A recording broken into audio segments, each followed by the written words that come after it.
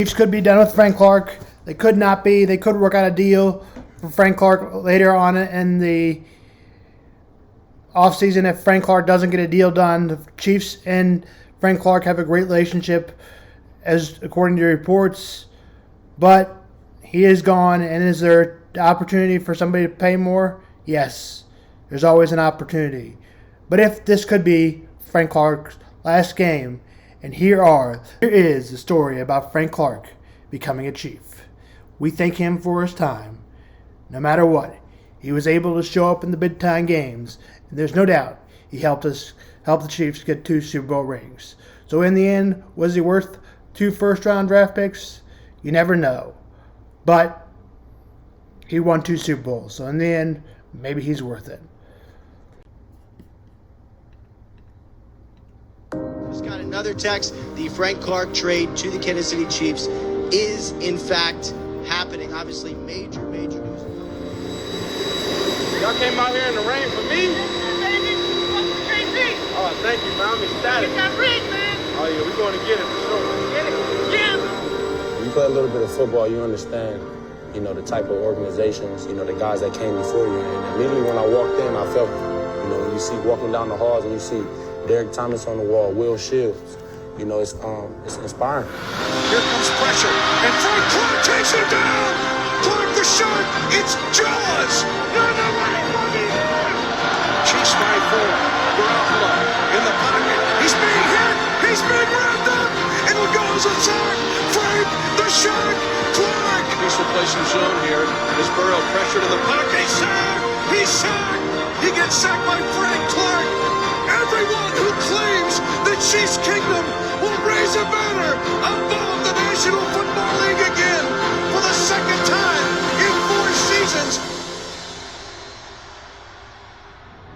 Good afternoon. Thank you and good evening. The Cowboys placed their franchise tag on running back Tony Pollard.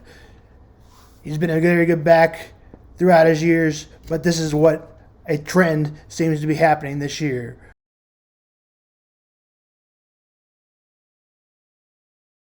More on that in just a moment. In fact, more on that right now. The tag for him is $10.09 million. The Raiders officially tag Josh Jacobs. He gets $1 million about for the Raiders.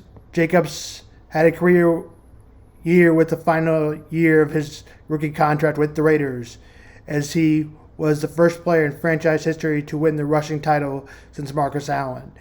He's a very good back, but he won't be good enough without Derek Carr. The Jaguars have officially tagged Evan Ingram. Tuesday deadline, and will look to hammer out a long-term extension with the Jags. He helped the Jags be a good team this playoffs. He earned about $11.3 million as the Jaguars lost to the Chiefs, eventually the Super Bowl champions, of course. Ingram had about arguably the greatest season of his tight end career with 766 yards. Ravens executive vice president said Jackson will be tagged a non-exclusive tag, which is very confusing, but I think they have to give up 2 first-round draft picks unless the Ravens say no, and which the team can then give up the draft picks if they want the player. But the Ravens, in the end, decide on the deal, but can have contract discussions with Lamar Jackson. The Ravens are 45-16.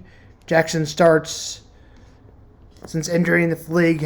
They have been averaging 28.0 points a game when Jackson misses the game. Jackson is the 6th player in the NFL history to reach passing touchdowns and rushing yards. We'll do more on that at the end of the show.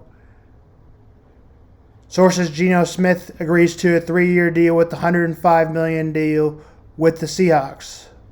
More on Lamar Jackson right now. Lamar Jackson, as the Ravens are expected to go down to the wire, and they have gone down to the wire. They're expecting a non-exclusive tag.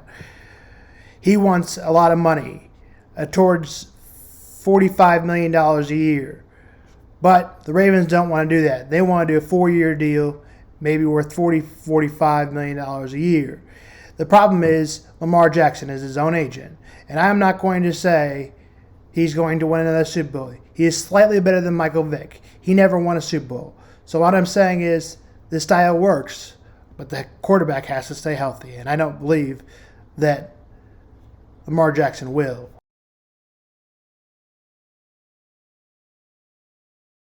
Now, what do the Chiefs have a couple ideas over? We'll go over that more as we get into the reg of free agency. That starts today. Also, news on Daniel Jones. Daniel Jones gets a contract worth of $40 million.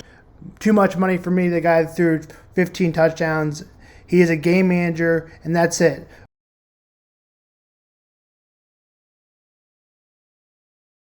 So that is amazing, and that what makes the Giants so desperate.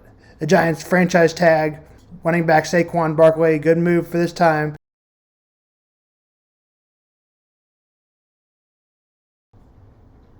Dewan Payne also franchise tagged for Washington football team. Again, Orlando Brown for the Chiefs left tackle did not renew his franchise tag. We talked about that yesterday. Here are those 3 links for the articles and the Orlando Brown did not franchise tag Chiefs yesterday. Here is also Lamar Jackson. More on Lamar Jackson. This is Sam Vaughn for Sam.